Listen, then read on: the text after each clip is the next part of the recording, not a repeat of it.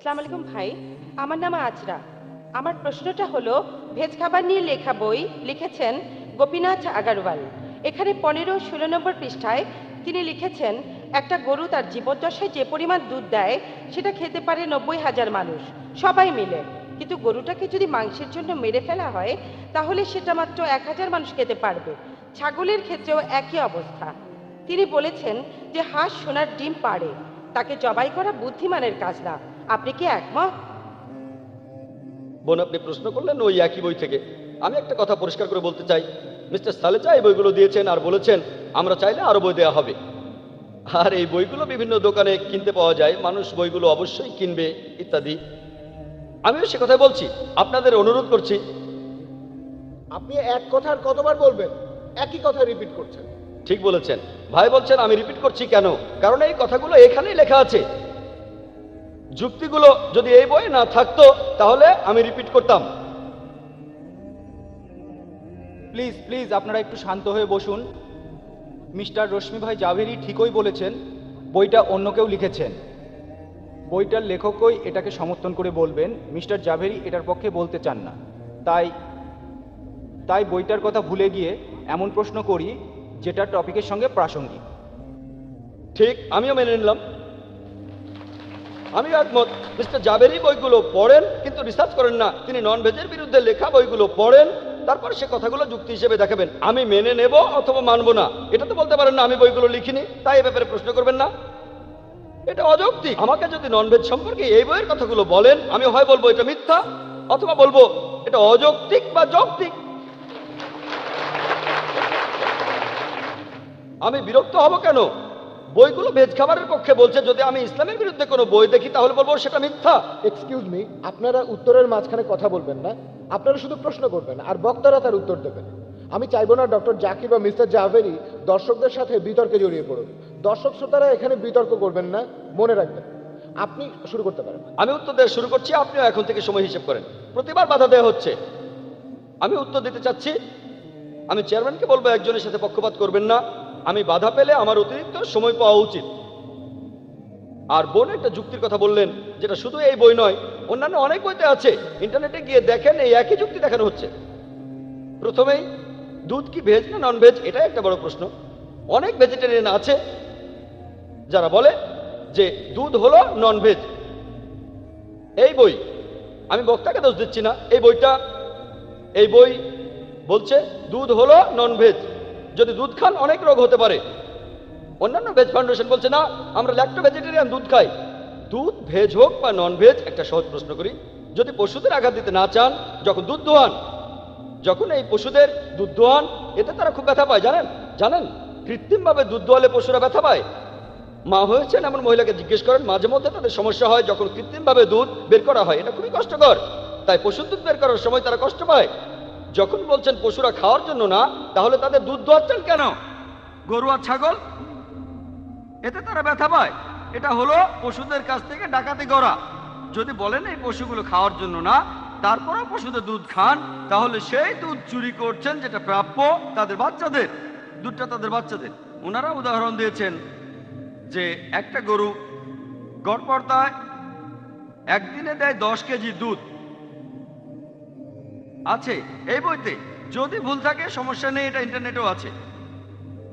একদিনে 10 কেজি দুধ, প্রতি মাসে 300 কেজি দুধ, প্রতি বছরে প্রায় 3000 কেজি। দুধের হিসেব কেজিতে কেন করেন, লিটারে করেন? এখানে কেজি কেন সেটা জানি না, লেখককে জিজ্ঞেস করেন। তারপর এখানে বলা হয়েছে যে 3000 কেজি দুধ এটা খেতে পারবে 6000 মানুষ। তাই পুরো জীবদ্দশায় গরুটা খাওয়াবে 90,000 মানুষকে পুরো জীবদ্দশায়, আর গরুটাকে মেরে ফেললে 1000 মানুষ খাবে। এখানে কোনটা ভালো, 90,000 না 1000? সেই হাঁসটাকে আপনি মারবেন কেন যে দৈনিক সোনা ডিম পাড়ে?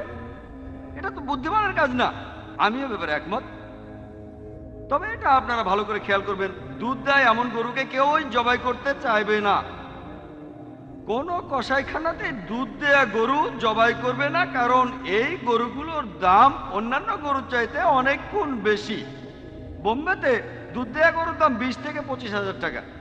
যে গরুটা আমাদেরকে দুধ দেয় না তার দাম মাত্র 3 থেকে 5,000 টাকা। তাই আমরা যেটা করি নন ভেজিটেরিয়ানরা, গবাদি পশুদের লালন পালন করি যতদিন তারা দুধ দেয়। যখন দুধ দেওয়া বন্ধ করে দেয় তখনই জবাই করি। আমরা হাঁসের সবগুলো ডিম নিয়ে নিই, ডিম পাড়া বন্ধ হলে হাঁসটাকে জবাই করে তার মাংস খাই।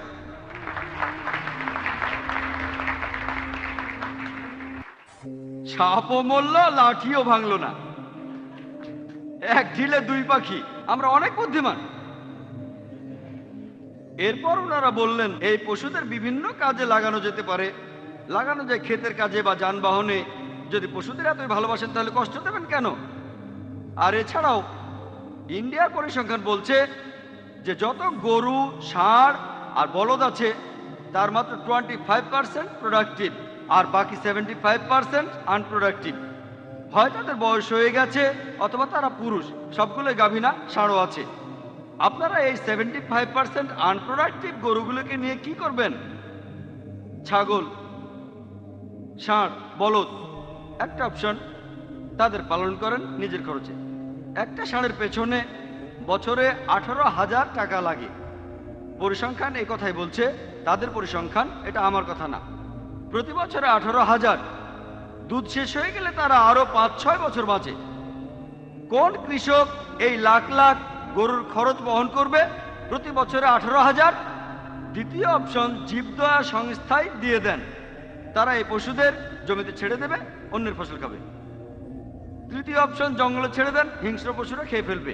শেষ অপশনটাই ভালো, তাদের দুধ দেয়া বন্ধ হয়ে গেলে এই পশুগুলোকে কসাইখানায় পাঠান, এতে কৃষকের লাভ হচ্ছে, সে টাকা পাচ্ছে।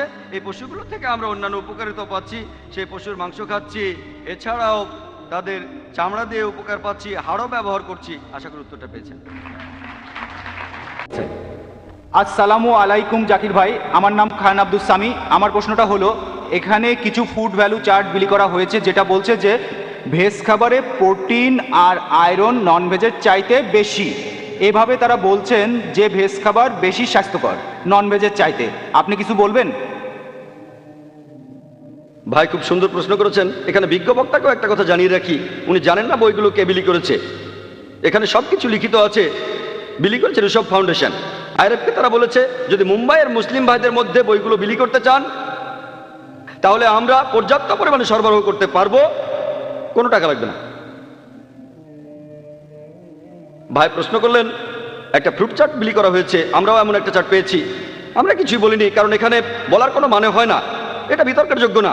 কিন্তু যখন অনুরোধ আসলো ঋষভ ফাউন্ডেশন থেকে যে বিতর্ক করবো কিনা, অনিচ্ছা সত্ত্বেও রাজি হয়ে বললাম এটা তো কোনো বৈজ্ঞানিক বিষয়ে বিতর্ক না, এটা তো সবাই জানে। ওনারা বললেন বিতর্ক, বললাম ঠিক আছে, তাই আমি এখানে উত্তর দিচ্ছি। আপনারা কেন বিরক্ত হবেন? আমাকে যে কোনো বই নিয়ে জিজ্ঞেস করেন, টপিকের সাথে প্রাসঙ্গিক হলে ইনশাল্লাহ আমি উত্তর দেব।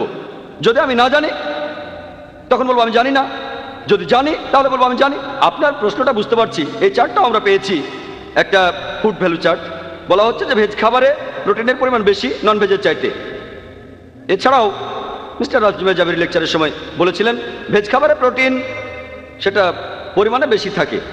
মিস্টার রাশমি ভাই জাভেরি বলেছেন যে আবশ্যকীয় অ্যামিনো অ্যাসিড মাত্র 3টি। যে কোনো ডাক্তারকে জিজ্ঞেস করেন, 3টি না, আসলে 8টি। 5টার কথা আপনি ভুলে গেছেন। 8টি আবশ্যকীয় অ্যামিনো অ্যাসিড যেগুলো আমাদের শরীর তৈরি করতে পারে না, বাকিগুলো তৈরি করতে পারে। এই 8টি অ্যামিনো অ্যাসিড আমরা পাই বিভিন্ন রকম খাবার থেকে। পশুর মাংসের প্রোটিন প্রাকৃতিকভাবে উচ্চমানের, কারণ এতে এই 8টা অ্যামিনো অ্যাসিডের সবগুলোই থাকে। ভেজ প্রোটিনে এই 8টা অ্যামিনো অ্যাসিডের মধ্যে এক বা একাধিক অনুপস্থিত থাকে, এটা বিজ্ঞানসম্মত উত্তর। তাই কিছু প্রোটিনের মান হয়তো ভালো ভেজ খাবারের ক্ষেত্রে, কিন্তু প্রোটিনটা সম্পূর্ণ না। ভেজ প্রোটিন অসম্পূর্ণ আর মানের দিক থেকেও নিচে, নন ভেজ প্রোটিন সম্পূর্ণ আর উচ্চমানের।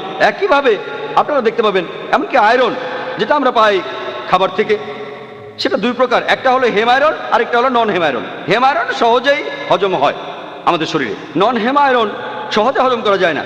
পশুজাত খাদ্যের মধ্যে হেম আয়রন থাকে, নন হেম আয়রনও থাকে, আর ভেজ খাবারে খুব অল্প পরিমাণে হেম আয়রন থাকে, তাই সেটা হজম হয় না, সেজন্য শরীরে আয়রনের ঘাটতি দেখা দেয়। তাই যদি মেনেও নেই যে ভেজ খাবারে আয়রনের পরিমাণ বেশি, প্রোটিনের পরিমাণও বেশি, তাহলে উপসংহারটা হচ্ছে ভেজ খাবার বেশি স্বাস্থ্যকর। মানুষ তাহলে ভুল জিনিস শিখবে, এটা মানুষকে যা শেখাবে সেটা ভুল। আমি এটাকে সোজা বাংলায় বলবো প্রতারণা। এটা কারা করছে? কিছু ভেজিটেরিয়ান সোসাইটি মানুষকে ভুল জিনিস শেখাচ্ছে। আর প্রতারণা এটা সব ধর্মে নিষিদ্ধ, বড় বা ছোট, প্রধান অপ্রধান সব ধর্মে প্রতারণা করা নিষিদ্ধ।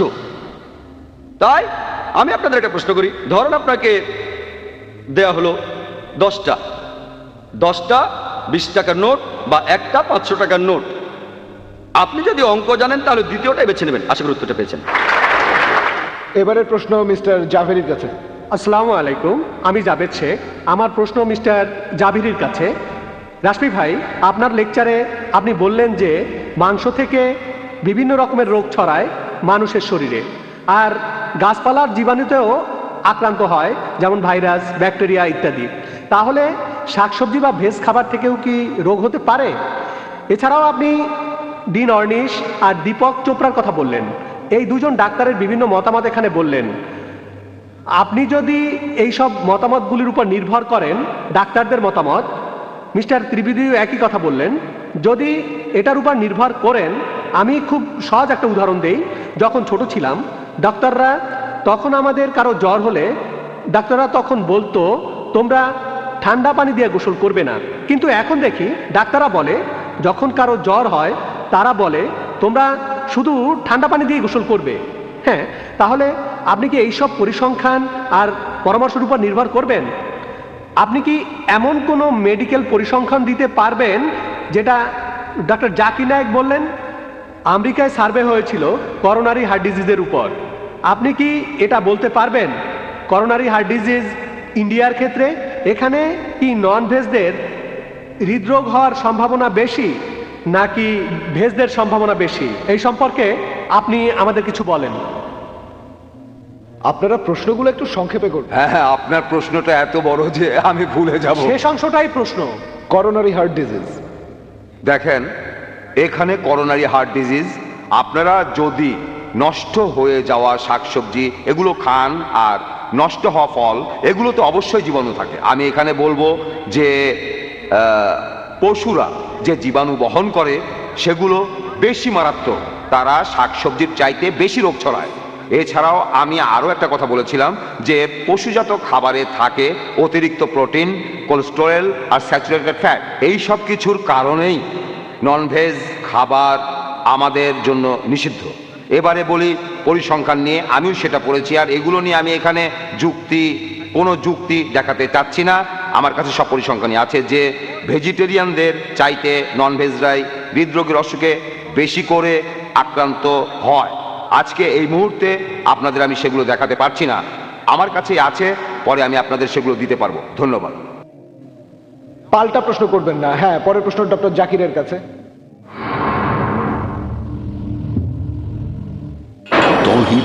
ভাই ভাই আমার নাম সাফিয়া, আমি ইসলাম গ্রহণ করেছি।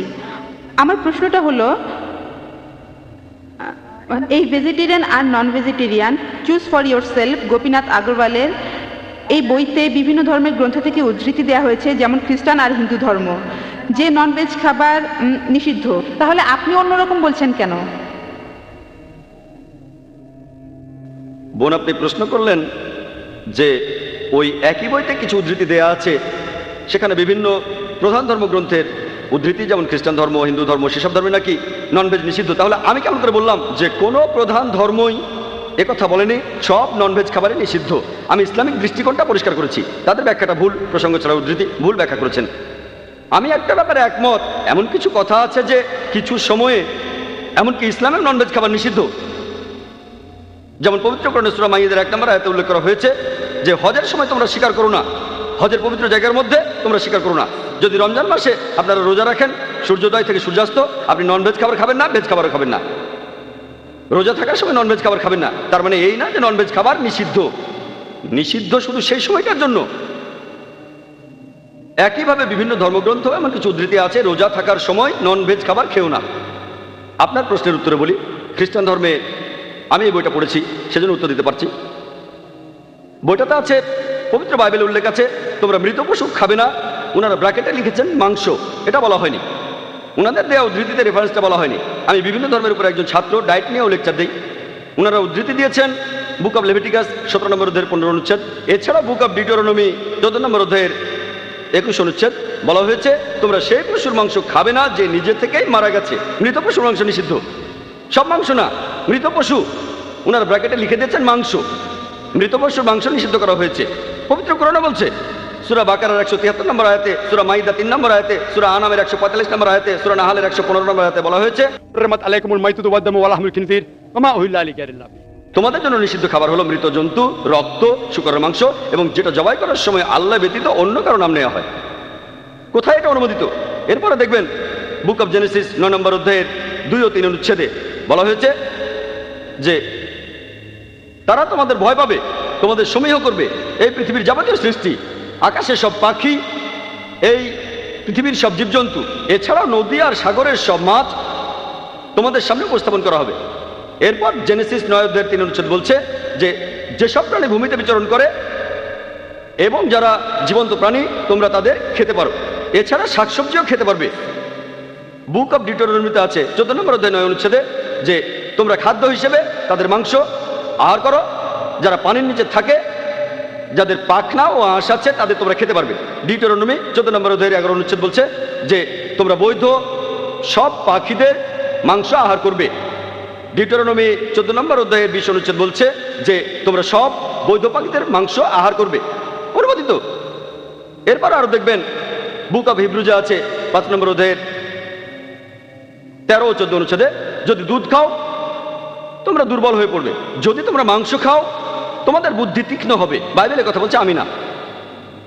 গসপেল অফ লুক 24 নম্বর অধ্যায়ের উদ্ধৃতি দিচ্ছি, 41 থেকে 43 অনুচ্ছেদে আছে যে যীশু খ্রিস্ট উপরে ঘরে গেলেন আর বললেন তোমাদের কাছে খাওয়ার মতো মাংস আছে। তখন যীশুর শিষ্যরা তাকে এক টুকরো ঝলসানো মাছ আর মধু খেতে দিল, মাছ।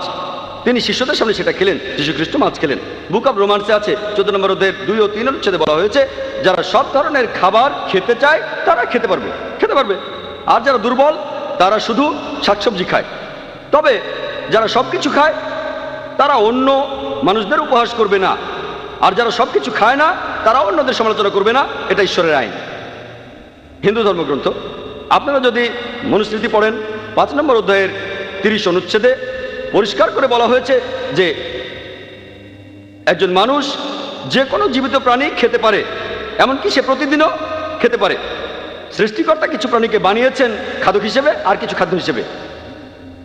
মনুরাইন মনুস্মৃতি 5 নম্বর অধ্যায়ের 31 অনুচ্ছেদে বলা হয়েছে যে বলি দেওয়া মাংস তোমরা খাও, এটা মহান সৃষ্টিকর্তার আইন। মনুস্মৃতি 5 নম্বর অধ্যায়ের 42 অনুচ্ছেদে। ডাক্তার সাহেব নমস্তে, আসসালামু আলাইকুম, বিসমিল্লাহির রহমানুর রহিম। ডাক্তার সাহেব কিশোরী সাহেব সংক্ষেপে বলেন। আমার প্রশ্নটা হলো, আমি খানে খুদা নামে একটি সিনেমা দেখেছিলাম। সেখানে 3 দিনের প্রার্থনা ছিল। লোকজন সেখানে যারা ছিল তারা কাঠের স্যান্ডেল পরেছিল, আর এছাড়াও তারা সে সময় কোনো ননভেজ খাবার খায়নি, চুল কাটেনি, কিছুই না, পুরোপুরি ব্রহ্মচারী সন্ন্যাসী। যখন সেই সিনেমাটা শেষ হলো আমি তাদের বললাম, ভাই এটা কি? এই 3 দিন পুরো ব্রহ্মচারী সন্ন্যাসীর মতো থাকলেন? তারা আমাকে বলেছিল এটা হলো খানে খোদা। আমি মুসলমান ভাইদের বলি, পুরো পৃথিবী কি খানে খোদা নয়? খানে খোদা শুধু ওখানেই, তাহলে 3 দিন তারা সন্ন্যাসীর মতো থাকলো কেন? ভাই সাহেব আমাদের হাতে সময় বেশ কম, আপনি আপনার প্রশ্নটা বলেন। পুরো পৃথিবী কি খানে খোদা না? এখন আমাকে বলেন, ওই 3 দিন তারা খানে খোদা করলো, তাহলে পুরো পৃথিবী কেন খানে খোদা হবে না? আর এই পৃথিবীতে বিশেষ করে ইন্ডিয়ায় পশু হত্যা বন্ধ হবে না কেন? এটাই আমার প্রশ্ন। আমরা এই প্রশ্নটার উত্তর দেব না। এই প্রশ্নটা আমাদের টপিকের সাথে প্রাসঙ্গিক না। আমরা এবারে পরের প্রশ্নে যাব। মিস্টার রাশমি ভাই জাভেরি অনুরোধ করেছেন উনি যেন আমাকে প্রশ্ন করতে পারেন। আমিও উত্তর দিতে চাই। যদি চেয়ারম্যান না বলেন, এখানে চেয়ারম্যান বারণ করলে আমি উত্তর দেব না। আমি খুশি মনে উত্তর দেব যদি অনুমতি পাই।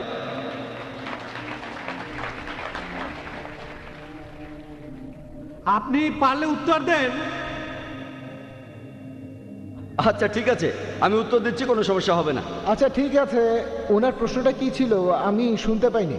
আমি শুনেছি, উত্তরটা আমি দেব।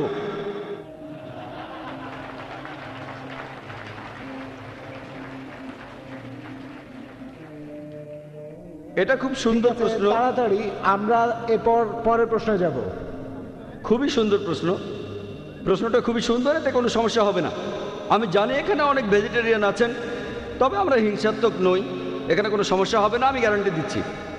আমি এমন কিছু বলবো না যাতে সমস্যা হয়। আমি জানি যে নন ভেজ আর ভেজদের মধ্যে আহমেদাবাদ আর গুজরাটে একটা রায়ট হয়েছিল, সেটা জানি।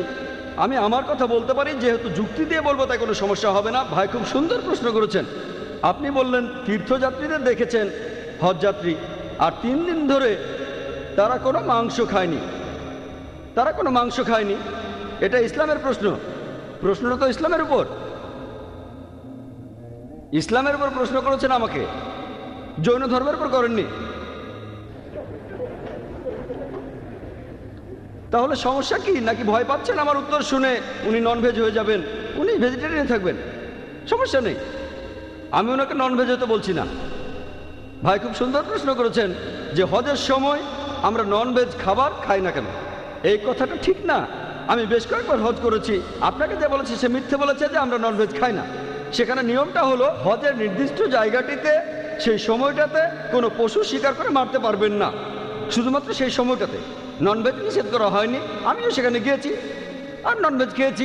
কে বলেছে ননভেজ খাওয়া যাবে না? হ্যাঁ, যে পোশাকটা পরি সেটা সেলাই ছাড়া 2 টুকরো কাপড়। এর কারণটা জানেন? কেন জানেন? কারণ এই পৃথিবীর সবচেয়ে বড় একটা সম্মেলন। মানুষ আসে আমেরিকা থেকে, কানাডা থেকে, ইন্ডিয়া আর পাকিস্তান থেকে, ইন্দোনেশিয়া থেকে, সবাই এই 2 টুকরো সেলাই ছাড়া কাপড় পরে একই রকম। আপনি দেখে বুঝতে পারবেন না যে আপনার পাশে দাঁড়ানো লোকটা রাজা নাকি ফকির। সর্বজনীন ভ্রাতৃত্বের জন্য, থিওরিটিক্যাল না, প্র্যাকটিক্যাল সর্বজনীন ভ্রাতৃত্ব। যখন নামাজ আদায় করি তখন আমরা দাঁড়াই কাঁধে কাঁধ লাগিয়ে, যখন খাবার খাই একসাথে খাই, আমরা ননভেজও খাই। আপনি এটা কোথায় পেলেন জানি না, যে আপনাকে বলেছে, হোক সে মুসলিম বা অমুসলিম, সে আপনাকে পুরোটাই মিথ্যে কথা বলেছে।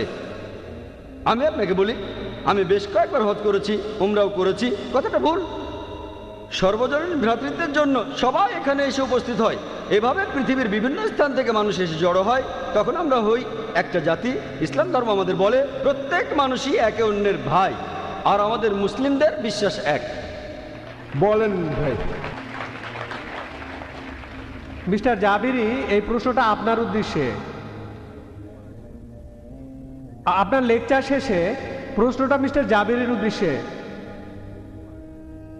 মিস্টার জাবিরি কি খেয়াল করছেন?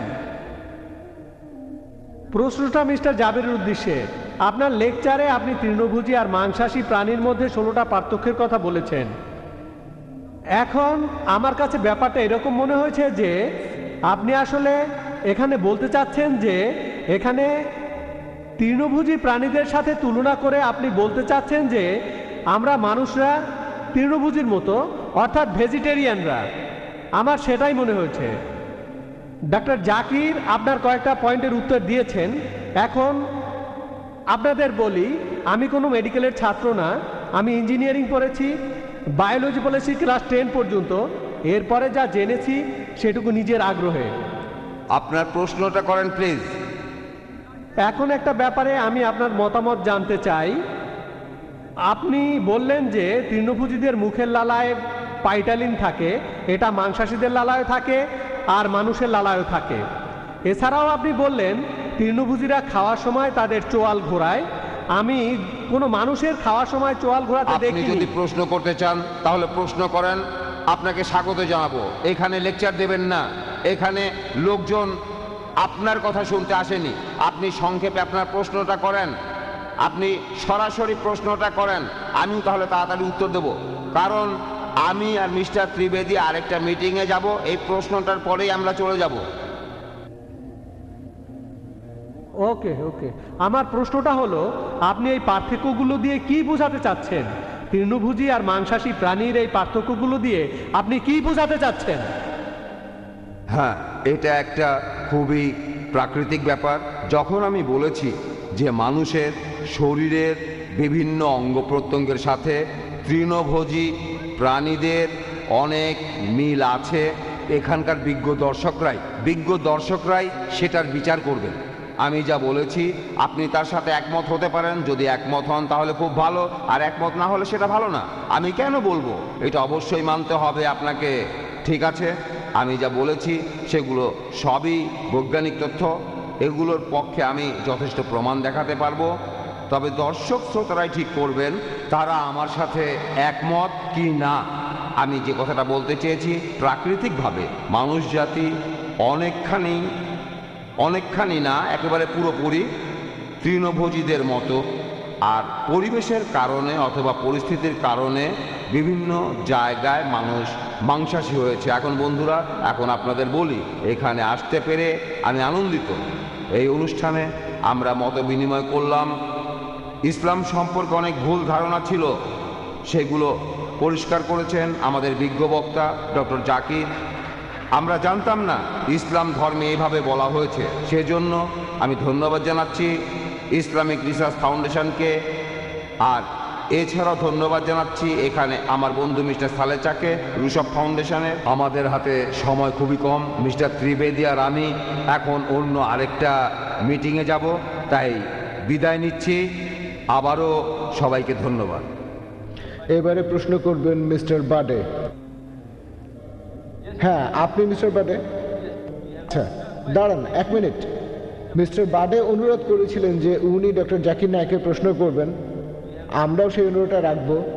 এখন তিনি তার প্রশ্নটা করবেন, তারপর ওনারা চলে যাবেন। এই মাইক থেকে এটাই শেষ প্রশ্ন। হ্যাঁ মিস্টার বাডে। হিন্দুদের হরিওম, জৈনদের জৈনেন্দ্রিয়া। এক্সকিউজ মি, এরপরেও আমাদের প্রশ্নোত্তর পর্ব চলবে। যারা থাকতে চান তারা থাকতে পারেন অথবা চলেও যেতে পারেন। হ্যাঁ মিস্টার বাডে। হিন্দুদের হরিওম, জৈনদের জৈনেন্দ্রিয়া, মুসলিম ভাইদের সালাম আলাইকুম। ডাক্তার জাকিরকে বলি, আমি আপনার 20টা পয়েন্টের সবগুলোই উত্তর দিতে পারবো, তবে এখানে সময় হবে না, পরে কখনো সময় পেলে আমি প্রত্যেকটা পয়েন্টের উত্তর দিতে পারবো। এখন প্রথমটা, এখন প্রত্যেকটা ধর্মই ঈশ্বরকে মানে যে তিনি সর্বশক্তিমান, তার মানে আমরা তার নিয়মকানুনগুলো মেনে চলবো। এখন ঈশ্বর যা কিছু দিয়েছেন সেখানে নিয়মও দিয়েছেন। আমি খুব সহজ ভাষায় বলি, ঈশ্বর যখন আমাদের জন্ম দিয়েছেন তিনি তখন সব ব্যবস্থাই করেছেন। আমি কোনো লেকচার দিচ্ছি না, আমি আমার প্রশ্নটাই করতে চাচ্ছি। শুনুন, আপনি সরাসরি আপনার প্রশ্নটা বলে ফেলেন। আমি তো আমার প্রশ্নটাই করছি। ঈশ্বর আমাদের যা কিছু দিয়েছেন সেখানে কিছু নিয়ম বানিয়ে দিয়েছেন। যেমন আমাদের সবচেয়ে জনপ্রিয় জিনিস হলো বাতাস, যেটা আপনি প্রচুর পরিমাণে পাবেন, সব জায়গাতেই বাতাস পাবেন। এরপরে দেখেন পানি, আপনি যেখানেই যান পানি পাবেন। এখন পরে আসছে খাবার। এবারে আমার প্রশ্নটাতে আসছি, খাবার। ঈশ্বর আমাদের অনেক খাবার দিয়েছেন। কাশ্মীরে যান, সেখানে গেলে দেখতে পাবেন সেখানে দরকারি সব খাবার আছে। সেখানে আপনি আলমন্ড পাবেন, কাজু পাবেন, বাদাম পাবেন, পেস্তা পাবেন, ওখানে যেসব দরকারি।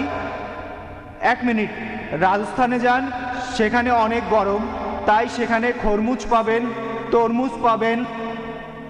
আর এখানে দেখেন, দাঁড়ান ভাই, আমার প্রশ্নটা করে নেই। এখানে দেখেন খাবার হিসেবে কলা পাওয়া যায়, যেটা সহজে পাওয়া যায়, সেটা প্রচুর পরিমাণে আছে।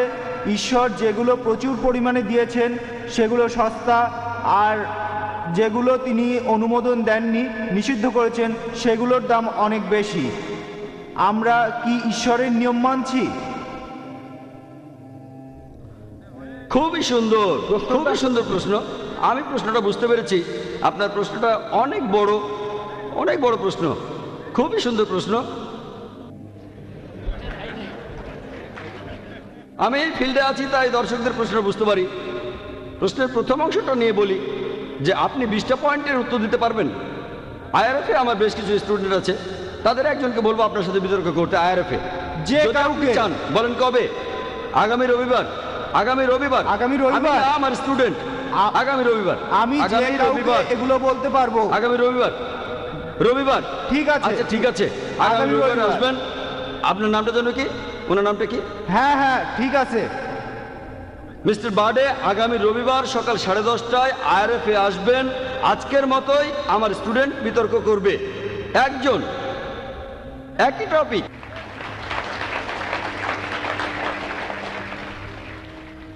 আপনি প্রশ্ন করলেন ঈশ্বর আমাদের দিয়েছেন বাতাস, আলো, পানি, এই সব কিছু সহজে পাওয়া যায়, তাহলে কেন সেই জিনিসটা খুঁজবো যেটা দুর্লভ আর দামি? খুব সুন্দর প্রশ্ন। এই কথাটা মিস্টার জাবেরিকে বলেন, উনি তো উত্তর মেরুতে শাকসবজি পাঠানোর কথা বললেন। এরপর বললেন মরুভূমিতে শাকসবজি পাঠানোর কথা। এ কথা আমি বলিনি, আমি বলেছি শাকসবজি পাওয়া গেলে শাকসবজি খাবেন, যদি পশুর মাংস পাওয়া যায় হালাল মাংসগুলো আপনারা খাবেন। এই প্রশ্ন মিস্টার জাবেরিকে করবেন, আমাকে না। 1 নম্বর পয়েন্ট, আপনি সহজলভ্য খাবারগুলো খাবেন, তবে সেগুলো হালাল হতে হবে। আমাদের দামি খাবার খাওয়া উচিত না আপনি বললেন। অনেকটা এরকম যে আমি কোনো ধনী লোককে বলছি আপনি নরিম্যান পয়েন্টে থাকেন কেন? নরিম্যান পয়েন্টে মাত্র 1 স্কোয়ার ফিট জায়গার দাম হচ্ছে 25,000 টাকা। মিরা রোডে থাকেন মাত্র 1,000 টাকা প্রতি স্কোয়ার ফিট। যখন কোনো ধনী লোকের সামর্থ্য থাকে ভালো ফ্ল্যাট কেনার, তাকে বাধা দিচ্ছেন কেন? খাবারের ক্ষেত্রেও তাই। ননভেজ খাবার, প্রোটিন, আয়রন, এরকম আরো অনেক কিছুর দিক থেকে এটা উচ্চমানের স্বাস্থ্যকর খাবার। ধনী লোকের সামর্থ্য আছে, তাকে বাধা দিচ্ছেন কেন? আপনার সামর্থ্য না কুলালে শাকসবজি খান, আমি আপনাকে বাধা দিচ্ছি না। আশা করি উত্তরটা পেয়েছেন।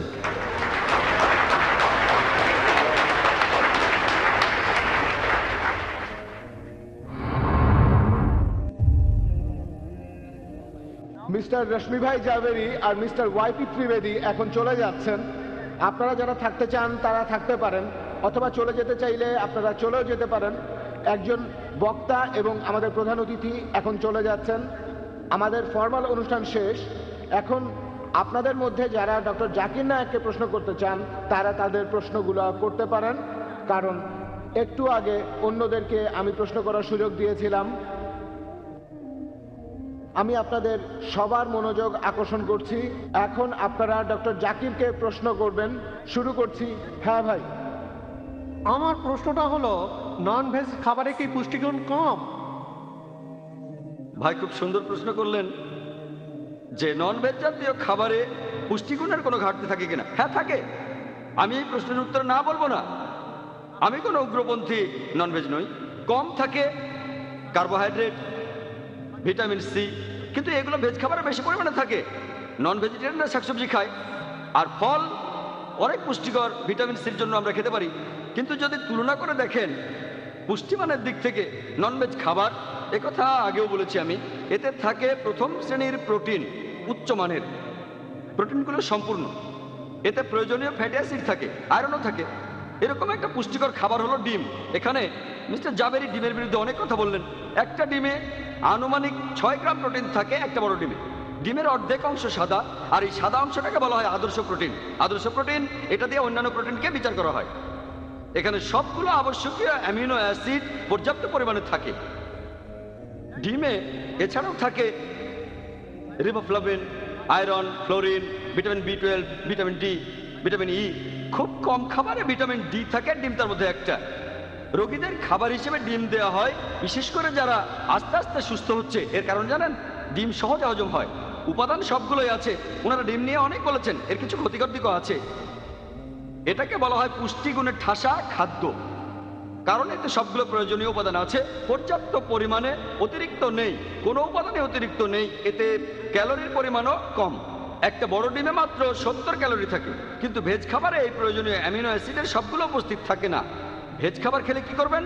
সবগুলো উপাদানই খেতে হবে। একজন মানুষ ভেজিটেরিয়ান হয়েও সবগুলো উপাদানই পেতে পারেন। তার ডায়েটটা তিনি ঠিকভাবে বেছে নেবেন, শাকসবজিগুলো ঠিকভাবে বেছে নেবেন, যে এই খাবারে অমুক উপাদানটা কম আছে, আবার অন্য খাবারে হয়তো উপাদানটা আছে। সঠিকভাবে যদি এভাবে বেছে নেন আর তারপরে খান, তাহলে ঠিক আছে। নন ভেজের ক্ষেত্রে যে কোনো নন ভেজি খান, সেখানে এই সমস্ত উপাদানগুলো কম থাকে না। আশা করি উত্তরটা পেয়েছেন। বলেন ভাই। আমার নাম বাবু ভাই জাভেরি। ডক্টর জাকির নায়েক, আপনি আপনার লেকচারে ডক্টর আর্নিশের বিভিন্ন কথাগুলো বিকলাঙ্গ উপায়ে বলার চেষ্টা করেছেন। ডক্টর ডিন আর্নিশ তাকে হৃদরোগ সংক্রান্ত রোগ নিরাময়ের ক্ষেত্রে একজন পথিকৃৎ বলা যায়, আর এ ব্যাপারে এখন তাকে একজন অথরিটি বলে মানা হয়। আমেরিকার প্রেসিডেন্টও তার এই কাজগুলোকে স্বীকৃতি দিয়েছেন। আমেরিকানদের স্বাস্থ্যগত বিষয়ে তাকে অ্যাডভাইজার হিসাবে নিয়োগ দেওয়া হয়েছে। আর ডক্টর ডি নার্নিশের নিজস্ব উদ্যোগে এখন বিভিন্ন মেডিকেলের পাঠ্য বইয়ে একথা লেখা হচ্ছে যে হৃদরোগ প্রতিরোধ করা যায় সুনির্দিষ্ট ডায়েটের মাধ্যমে, যে ডায়েটটার সুপারিশ করেছেন ডক্টর ডি নার্নিশ নিজেই।